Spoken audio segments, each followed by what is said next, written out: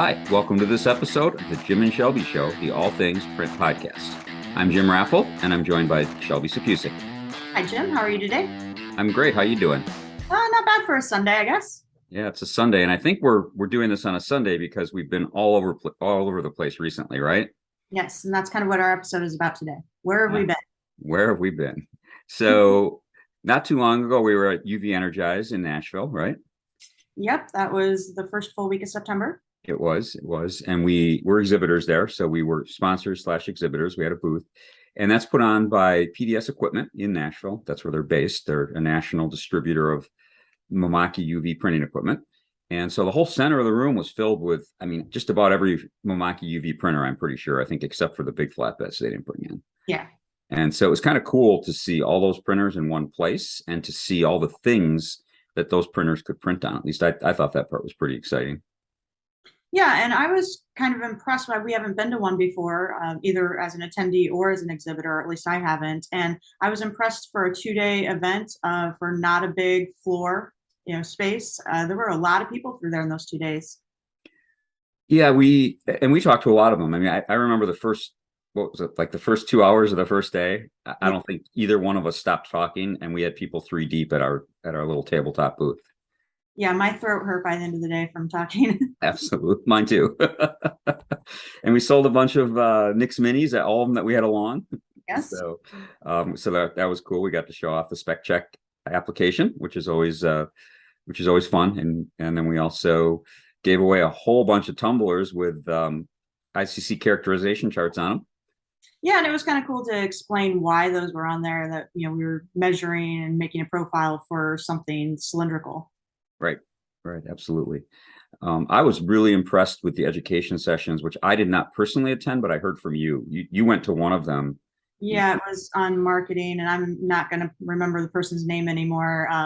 But it was one of the last sessions on the second day, and it was about getting your personality out there, not necessarily your brand, you. Forget, if we're talking about color casters, forget about color casters. What is Jim and what is Shelby? And I kind of want us to explore the exercise that they encouraged doing. What's 5 things about Jim that's memorable that has nothing to do with the business? Same thing with me. What are the 5 things that identifies Shelby that has nothing to do with the business or color management or consulting or training? So I'm also looking forward to going through that exercise, because the reason I even brought it up is you came back from that session with 6 or 8 pages of detailed notes, and I know how hard it is to impress you in an educational session. So it was pretty clear to me you were impressed. I think you said the individual also said that it was a good thing that, or someone told you it was a good thing that they were customers of PDS. Otherwise, I guess this guy's speaking fee is like $20,000 or something like that. So this is like an A-list speaker. And that's, we're trying to give people a flavor for this event because it's happening again next year. There's already videos out of this year's event that we'll probably insert some clips into this episode. But I guess it's already set up. I was talking to Steve at PDS, and it's going to be bigger.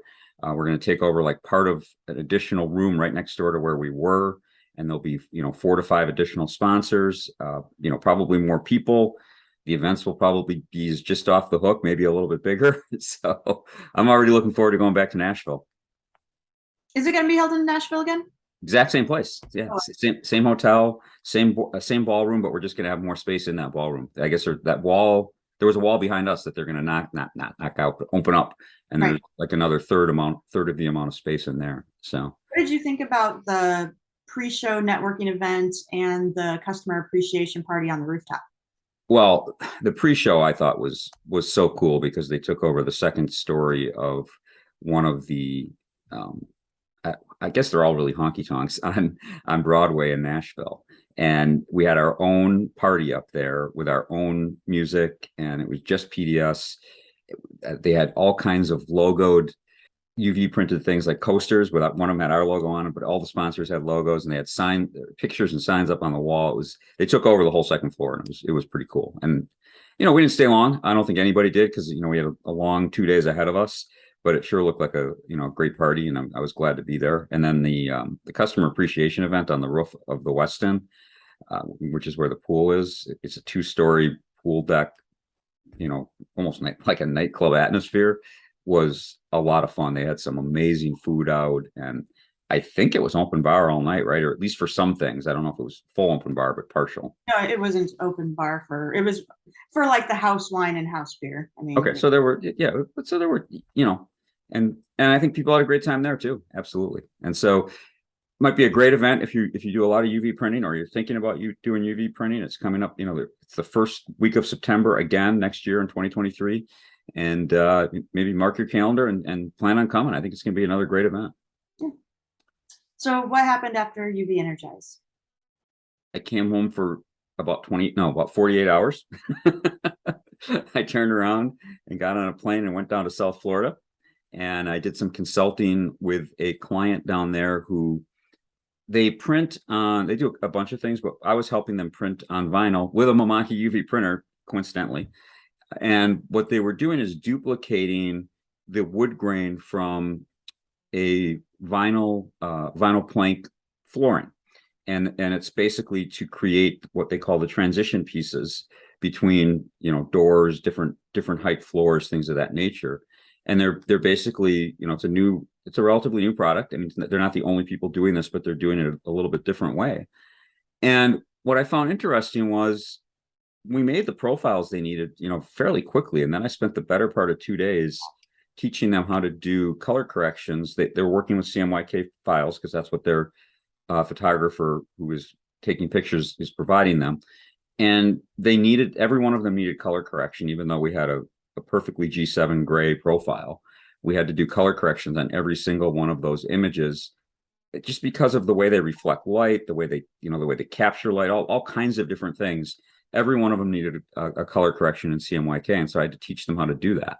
And I wouldn't think that would be worthy of talking about on the show, except that later in the week, I think it was just Friday, I was on the phone with another one of our consulting clients who I made profiles for, and I thought he was having profile problems. And as we talked about it, he also has a big flatbed UV printer and happens to again be Mamaki. And he is in Photoshop, or I think it's Photoshop. He's taking 10 or 12 images and putting them together so that he can print everything on one 4x8 sheet.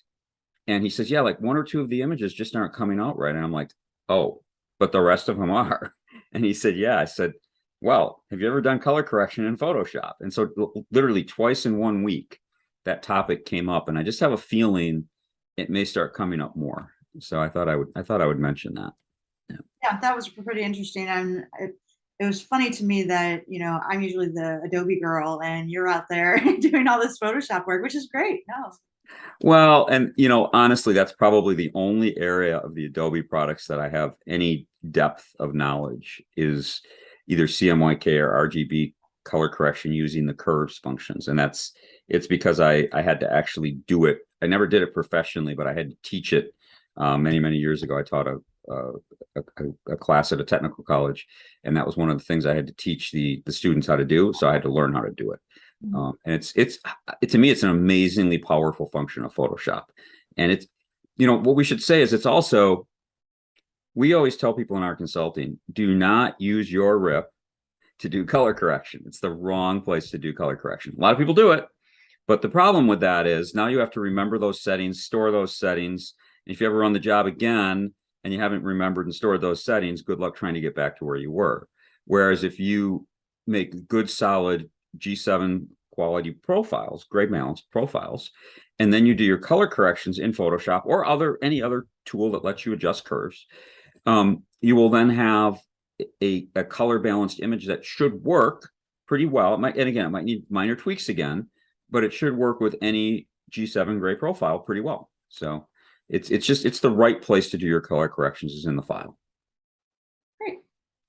So you came back from Fort Lauderdale, and then a couple days later, I took a little day trip down to Charlotte because I live in Greensboro, North Carolina, and there was Graphics Pro Expo, which we had talked about going to anyway. But then our neighbor at booth mate, or I should say, at UV Energize, one of them was Fisher Textiles, and we got to talking with them, and they're in the Charlotte area, about 20 to 30 minutes away from where the show was at the Charlotte Convention Center downtown. So I arranged to actually go visit them after the show in the afternoon, because they have a really neat facility and a new training room at their facility. And they were interested in us coming in and doing some color management training, possibly the Printing United Alliance, ID Alliance, color management professional fundamentals course, like we've done before, one time before. So that was a big day. It was a long day. You know, it was a 90-minute drive for me there and back. But the show is a little bigger than UV Energize, but it's maybe 2.5 to 3 times as big, you know, just not real big. It was funny because I saw a bunch of people that I just seen the week previously in Nashville. And in fact, at this show, you had a name badge, but they didn't give out lanyards. And I thought, oh, well, I can fix this problem. So I went over to PDS and got myself one of those glittery UV Energize lanyards, you know, because I knew that they would have them, and they did. And they remembered I was at the show. So now I have 2 of those. I love the UV Energize lanyards, and then also the wristbands we got for the party. I can't remember. Mine's somewhere. I know. I kept it, but I don't know. Mine's somewhere too, and it's just I don't know where. So the show was worthwhile to me on 2 levels, because we have our little I don't know, side hustle of a dye sub business. I have an opportunity to make some shirts for some customers.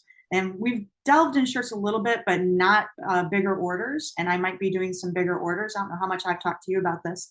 And I was looking we have some sources for shirts, but they had 2 or 3 vendors there that were putting out the type of dye sub shirts that I was looking for. So I was able to source some more shirts, long sleeve shirts, short sleeve shirts, and some hoodies that I was looking for. So I got some information on that. So on one level, I was shopping for that, and my labels on my lanyard said buyer. So I was in the right place for once. I wasn't exhibiting. So it was nice to walk the trade show floor just as a person at the show.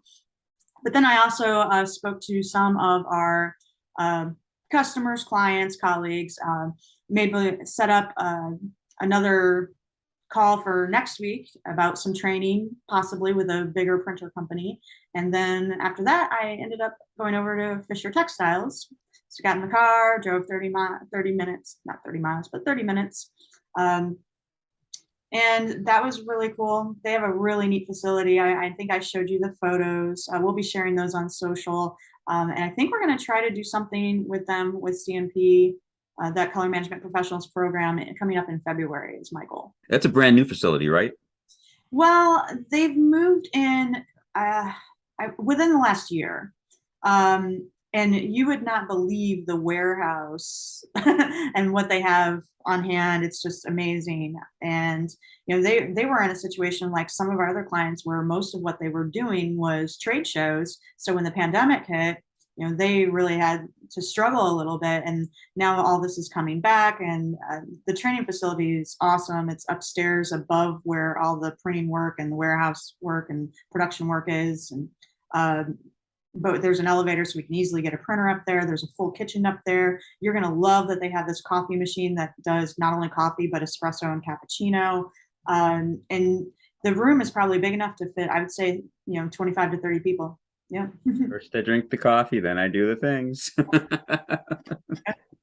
actually have coffee in there? It's iced tea at this time of day, decaf. So I think the last thing we want to talk about is, speaking of shows and all of that, and you mentioned Printing United and the CMP program. The Printing United trade show is coming up in Las Vegas, like the 19th, I think, of October is the first day, 19th, 20th, and 21st. We will be there. And I think, you know, at this point, that's about all we can tell you. We will be there, both of us. And we would love to meet with anyone who's going to be there, who wants to take some time and sit down or just have a swing by your booth. I think probably the easiest way is to email one of the 2 of us. I'm just Jim at colorcasters.com, and Shelby is Shelby at colorcasters.com. We try and keep it pretty easy. So, do you want to add anything else about Printing United, or do you think that's it? I think we'll have some announcements about where we'll be. Okay. A little bit more. I think we've got some invites to at least hang out in a couple of booths, but I'm not quite ready to share that yet. Okay, I would agree. All right, anything else you want to add, or should we say goodbye for today? I think we're good for today. All right. It's been another great week. We're glad you're all here, and we hope to see you again next week.